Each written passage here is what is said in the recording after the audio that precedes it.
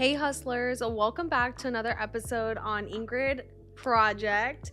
Today I want to cover a question that I received on Instagram from someone, and I thought it was like very relevant. It's about talking about failure and how to conquer failure. So let me read the question and I'll hop right into it. So the question was, how do you conquer your fear of failure if you even have that fear? So first of all, guys, let me address the fact that yes, I have definitely had the fear of failing before. Now, failure now is not something I fear. I think I more so revere to it and have respect for it. And I want to talk about how I conquered it, how that has changed for me over the past few years, and maybe share a few tips with you guys that can help. So let's get into it. All right. So, failure. What is failure? Failure is trying something and us not getting the outcomes that we like, not meeting the goal. And that can be scary because, of course, we want to meet the goal. Like, everybody wants to win, right? But here's the thing. Here's what really changed things for me. When I was younger, I always felt like everything was very black or white, like I either won or I lost, and there was no in between. And as time has gone on, I realized that every single time I have failed at something, I have always learned. And I think the first step into conquering the fear of failure is understanding that life is not black and white. There's a lot of gray in between, and failing at something does not mean that you lose something completely. You probably had some self-discovery, you probably learned a lot of stuff in whatever it is that you failed, and now you're even more prepared to try again and have a better chance of succeeding. So I think the first thing is changing your mindset around failure. Like, failure is not complete failure unless you just simply didn't try at all. Failure is also an indicator that you are trying, that you are challenging yourself. Like, you can't fail at something if you're not even trying. So, like, understanding, hey, I'm failing at stuff. Like, yes, this is uncomfortable. Of course, like, I wanted to win, I wanted to meet this goal, but reminding yourself that that also means that you're improving. Like, for example, like with the channel, guys, like, you guys have been here since day one. I have been saying I'm gonna make the videos and whatever. And what did I say? I'm like, I need to consistently fail at this. And that's why I made the video where it was like, fuck the bokeh, fuck the like all these extra crafty things that I want to do. Like, I will get there eventually, but first I need to do this. I need to fail a whole lot at this. I need to keep on trying different things, and little by little I'll get closer to the goal. But you have to start somewhere to get somewhere different. And that's that gray area in between. So first of all, it's changing your mindset of like what failure really is, understanding that there's gray space in between, and understanding that that actually propels you to try again. And I think that's also another part that's really helped me, is understanding when it comes to failure, there are very few things in life that if you fail at them, you cannot try again. A lot of times, of course, like, we invest time into something, we want to see those results right away. But guys, like, especially at our age, if you're your 20s, your 30s, your 40s, like, you have a whole, if you're healthy, like a whole, like, decades of life, of hopefully healthy life ahead of you.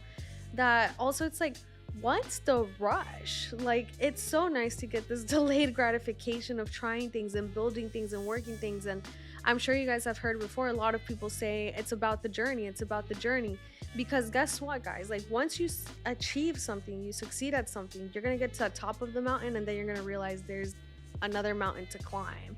So now, don't psych yourselves out about that, but just realize that every single step you're actually learning. Failure is not the whole picture.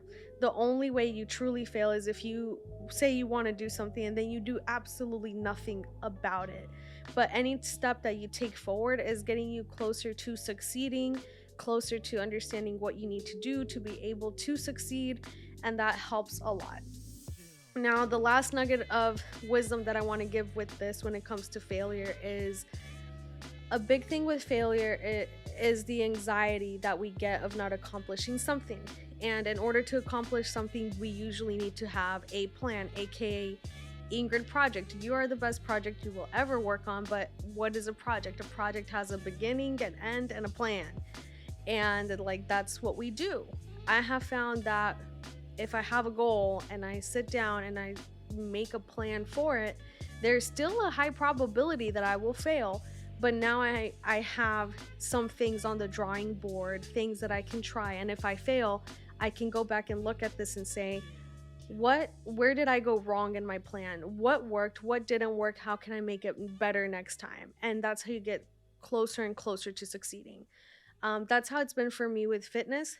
I have other videos on this too, but people have asked me like, how have you stayed consistent? How did you get your diet down? How did you get your routine down? And guys, trial and error, which trial and error is another way of saying failing and learning. Like I tried something and didn't work. Like I started trying to wake up at 5 a.m.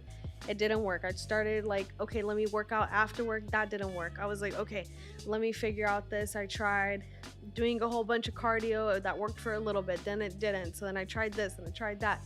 And I tried and tried and tried. And I failed and failed and continued to fail. But every single time I got closer, I got closer, I got closer. And here I am like 3 years later into like the 300 challenge.